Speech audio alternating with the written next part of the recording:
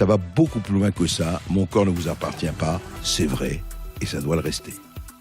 Sud Radio, Berkoff dans tous ses états. Le face-à-face. Et face à vous aujourd'hui, André Berkoff, Marianne Durano, qui a donc écrit ce livre. Mon corps ne vous appartient pas, c'est aux éditions Albin Michel. Bonjour Marianne Durano. Bonjour. Alors, Marianne Durano, votre livre, il est très très complet. C'est vrai qu'au départ, je me suis dit, bon, c'est encore un manifeste. Eh bien, pas du tout, pas du tout. Vous parlez vraiment de tous les rapports et de tout le domaine est très extensif du corps de la femme face aux techniciens, face aux médecins, face aux spécialistes, face aux experts, face aux sachants. Et vous dites, et c'est très convaincant, en tout cas très très intéressant, qu'au fond, il y a un discours, sans être justement féministe, et c'est ça où je trouve que votre bouquin est tout à fait intéressant et même passionnant, c'est que vous ne faites pas de manifeste féministe classique et habituel qu'on entend du matin au soir et du soir au matin. Ce que vous dites, c'est que le langage sur les femmes et au niveau, encore une fois, c'est très intéressant, vous parlez de la palpation, vous parlez de la visite chez le gynécologue, vous parlez de la naissance, vous parlez de l'accouchement, vous parlez de la PMA, GPA, on va aborder tout cela. Vous dites il y a un discours, en fait, où on théorise le corps des femmes à l'insu des femmes. Est-ce que c'est un peu ça ? Oui, en tout cas, on parle d'elles et on leur dit comment ressentir leur corps dès leur plus jeune âge. C'est vrai que mon livre, avant d'être un manifeste, c'est un témoignage de... Oui, vous parlez de vous-même et de ce que vous avez, bien sûr. Mes propres... la manière dont j'ai appréhendé mon corps pendant toute ma jeunesse à travers le regard des médecins et des techniciens, à travers leurs gestes aussi, qui m'apprenaient à voir mon corps comme un truc un peu sale, un peu dangereux, qu'il fallait maîtriser, qu'il fallait mettre sous contrôle chimique, sous contrôle technique. Et finalement, j'ai déploré qu'il n'y ait jamais de discours pour valoriser le corps féminin et apprendre aux femmes à le connaître et à l'aimer. Mais pourtant, alors, écoutez, je suis étonné. Il y a eu quand même depuis 40 ans, pratiquement, tout un discours féministe, d'ailleurs, avec des gens tout à fait, des femmes tout à fait passionnantes qui se sont battues, justement, notre corps nous-mêmes. Enfin, vous avez toute la révolution. Je ne parle pas seulement des 68 arts, hein. Il y a eu quand même des choses tout à fait passionnantes. Donc, les femmes, comme certaines minorités, là, les femmes ne sont pas des minorités, ont quand même... on leur a permis de revaloriser leur corps, leurs intentions, leur libido, voilà. Alors, deux choses, c'est intéressant que vous disiez notre corps nous-mêmes, parce qu'en effet, le slogan « Mon corps m'appartient » est une mauvaise traduction du slogan féministe américain « Notre corps nous-mêmes ». Et en fait, le fait qu'en France, on les traduit comme ça, par « Mon corps m'appartient », ça a donné l'idée que mon corps, c'était une chose que je devais contrôler et que je devais rentabiliser. Et ça a été un vrai problème, ce qui explique pourquoi, en effet, tout ce discours féministe français a pris comme étendard des méthodes techniques de contrôle de la fécondité et ensuite maintenant de contrôle de la procréation, ce qui a fait que la libération de la femme est passée par une dépendance à l'égard des médecins qui pouvaient lui procurer les méthodes de contraception adéquates pour pouvoir vivre pleinement leur sexualité. Alors ça a peut-être été très, très bien à un certain moment donné de l'histoire. Je pense qu'au XXIe siècle, maintenant, il y a d'autres enjeux. Alors justement, c'est très intéressant parce que effectivement, vous abordez cela sous l'angle qui a été peu abordé. Vous dites, il y a un discours totalitaire des médecins. Quand je dis totalitaire, je m'entends pas totalitaire à la Staline ou à l'extrême. Je fais pas de politique là-dessus. Enfin, c'est pas. Mais il y a quand même quelque chose. Vous dites, moi j'ai eu rapport aux médecins et les médecins m'ont construit un discours. C'était aussi dévalorisant que ça ou aussi culpabilisant que ça? Alors deux choses. Déjà, de fait, c'est pas la faute des médecins, mais le simple fait qu'on aille toujours voir les médecins quand on est une femme, qu'on aille bien ou qu'on aille mal, qu'on soit pubère, qu'on le soit pas, qu'on soit ménopausée ou non, enceinte ou non, le fait que ce soit le médecin vers qui on se tourne en premier et que ce médecin pose du coup un regard de médecin sur notre corps, ça en dit long quand même sur la manière dont on appréhende notre féminité comme un truc du coup qui relève de la médecine. Premièrement. Et ensuite, moi, je dénonce la médecine comme système. Ça veut dire qu'en fait, on a construit un système, par exemple, on pourrait parler du monde du travail, dans lequel les femmes dépendent de la technique pour s'émanciper. Donc, typiquement, dans un monde du travail qui exige une disponibilité des femmes au moment où elles sont le plus fécondes, et où elles pourraient avoir des enfants, pour s'intégrer dans le monde du travail, il faut prendre la pilule et il faut oui, parce que la première intégré. question qu'on leur pose, oui, mais alors est-ce que vous êtes enceinte ou est-ce que vous avez compté avoir des enfants? Est-ce que c'est oui. ça. Du coup, c'est là que ça fait système et c'est pour ça que les femmes ont besoin des médecins maintenant pour s'intégrer socialement. Et de la même manière que, du coup, pour plein de raisons environnementales, sociétales, également à cause du recul de l'âge de la première maternité, les femmes ont de plus en plus besoin des médecins pour procréer ensuite, parce qu'évidemment, elles repoussent toujours davantage, elles sont obligées de repousser l'âge du premier enfant, et ça implique un nouveau type de dépendance. Ça commence seulement maintenant, mais à mon avis, ça va en s'aggravant. Le nombre de grossesses après 40 ans a triplé en 20 ans, enfin, c'est... Voilà. Oui, et vous dites oui, c'est-à-dire que la femme devant s'intégrer, et après, il y a ce que vous dites, les ovocytes, la PMA, la GPA, on va en parler d'ailleurs. Oui, mais alors, est-ce que vraiment... est-ce que la pression là-dessus au travail, parce qu'il y a eu quand même des combats, même actuellement Marlène Schiappa, mais beaucoup d'autres avant, est-ce que quand même il n'y a pas, les lois n'ont pas changé aussi, vous dites on est au 21e siècle, et justement, est-ce que quand même on n'a pas aidé aussi la femme et en faisant les congés maternité, il y a eu beaucoup de changements quand même là-dessus, d'amélioration, vous le savez. On n'est pas au 19e, justement. Oui, au 19e, les problématiques étaient sans doute un peu différentes. La femme était au foyer. Je sais pas, j'y étais pas. En tout cas, ce qui est sûr, c'est qu'en termes de congé maternité, la France est quand même dans les catacombes du classement. Elle est entre le Chili et le Mali en termes de durée du congé maternité, très très loin derrière ses voisins européens qui font beaucoup mieux. Et je pense qu'on fait tout pour pousser les femmes à reprendre le travail le plus vite possible. 10 semaines après l'accouchement, c'est extrêmement violent. Enfin, 10 semaines, c'est le temps qu'il faut pour ne pas risquer une descente d'organes si on se remet à travailler après l'accouchement. Donc voilà, encore une fois, appréhension purement technique et médicale de ce qu'est une naissance. Enfin, c'est quand même pas seulement un acte chirurgical. Bien sûr. Donc voilà, en termes de congé maternité, on pourrait vraiment faire mieux. Et ensuite, je pense que les rythmes du travail, la manière dont est pensé le mode du travail, premièrement, a été pensé pour les hommes. Donc en ne tenant pas compte de l'horloge biologique des femmes et de ses contraintes propres, de la femme et de ses contraintes propres. Et par ailleurs, c'est aussi un problème qui s'étend aux hommes en général. Enfin, on pense uniquement en termes de productivité, de rentabilité.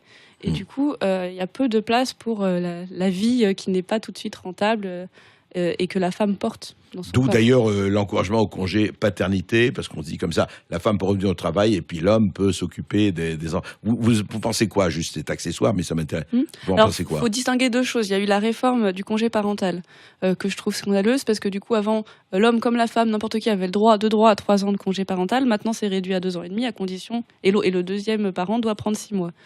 Donc je trouve que ça laisse pas le choix et ça prive de fait les femmes de 6 mois de congé parental. Donc je trouve que c'est enlever à l'un pour donner à l'autre, c'est pas bien. Oui. Ensuite, le congé paternité, je suis mitigée. Je trouve que c'est une très bonne chose que les pères reviennent au foyer. Je suis pour le retour au foyer, pour les hommes comme pour les femmes. Donc ça, je trouve ça super. Et surtout que la jeune... Enfin, moi, je sais que quand j'ai accouché, j'avais vraiment besoin de mon mari pour m'aider. La femme est très fragile à ce moment-là, donc ça, c'est super. Il faudrait pas que ça fasse oublier le problème du congé maternité qui est ridiculement court. D'accord. Et alors, justement, je voudrais continuer là-dedans. Vous dites qu'il y a une technicisation, en fait, des rapports. Et je voudrais qu'on parle un peu on a parlé de la working woman, mais de la PMA et de la GPA. Parce que, quand même, vous êtes vous êtes assez violemment contre. Alors, violemment, j'essaie de pas être trop violente. Oui, alors en fait, l'extension de la PMA, même le problème, moi j'ai eu beaucoup de témoignages depuis que j'ai publié ce livre de femmes qui me racontent qu'elles ont eu des problèmes à concevoir et qu'en fait en France, au bout d'1 an de difficultés à concevoir, on vous dirige tout de suite dans un protocole de PMA, vers un protocole de PMA qui est extrêmement lourd, pas toujours couronné de succès, avec beaucoup de dommages pour la femme et le couple. Et donc ça, c'est déjà une technicisation des problèmes d'infertilité qui parfois peuvent se résoudre de manière plus douce, avec d'autres techniques et plus respectueuses. On va tout de suite vers la procréation médicalement voilà, assistée, c'est ça, on va chimie, tout de suite dans les ouais. protocoles. Voilà, donc premier problème. Et ensuite, il y a aussi 2 choses, c'est que...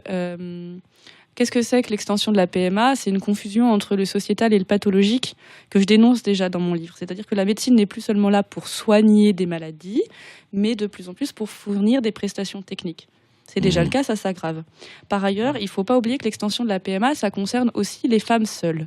Et quand on regarde les chiffres, par exemple, du CNSE, le Centre national des soins à l'étranger, qui rembourse des PMA à l'étranger, à cause du manque d'ovocytes en France, on se rend compte que plus de 50% des femmes qui vont faire des PMA à l'étranger ont plus de 40 ans. Donc en fait, ce sont des femmes célibataires qui ont envie d'avoir des enfants. Mais c'est aussi que la société fait en sorte que c'est de plus en plus compliqué d'avoir un enfant jeune quand on est féconde, et donc les femmes sont obligées de repousser toujours davantage l'âge du premier enfant. Toujours à cause du travail pour vous.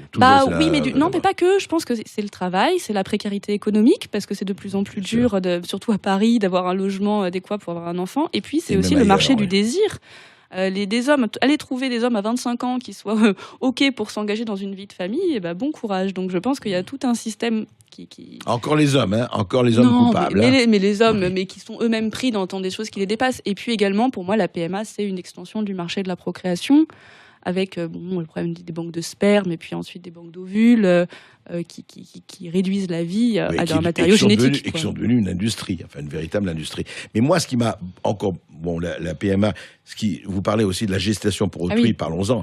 Parce que là, franchement, c'est l'industrialisation, quoi. C'est la fordisation du ventre de la femme, on peut dire. C'est ça, c'est-à-dire même dans le cas des GPA dites éthiques, avec tous les guillemets qui s'imposent, on considère que la grossesse, c'est un service qu'on peut externaliser.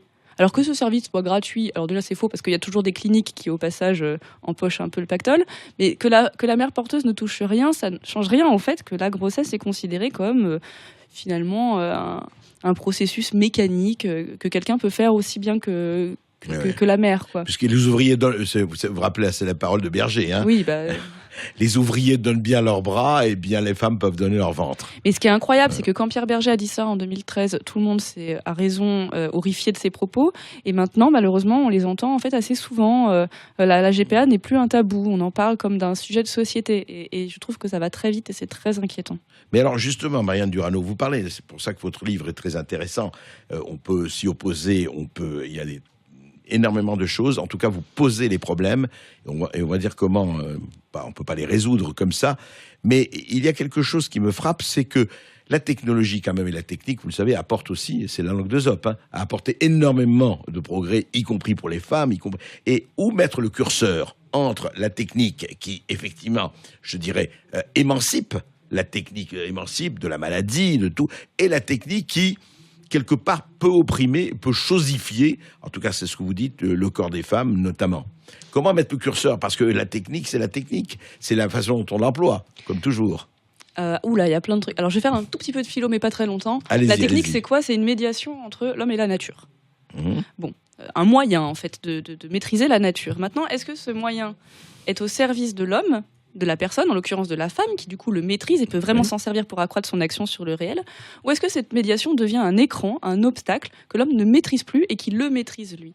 Et donc pour prendre un exemple concret, par exemple, je parle des méthodes de régulation naturelle dans mon livre. Donc cette manière de maîtriser sa fécondité quand on est une femme en observant ses cycles. Et bien ça c'est une technique, c'est une connaissance technique qui permet une maîtrise. Mais la femme est autonome dans cette maîtrise-là.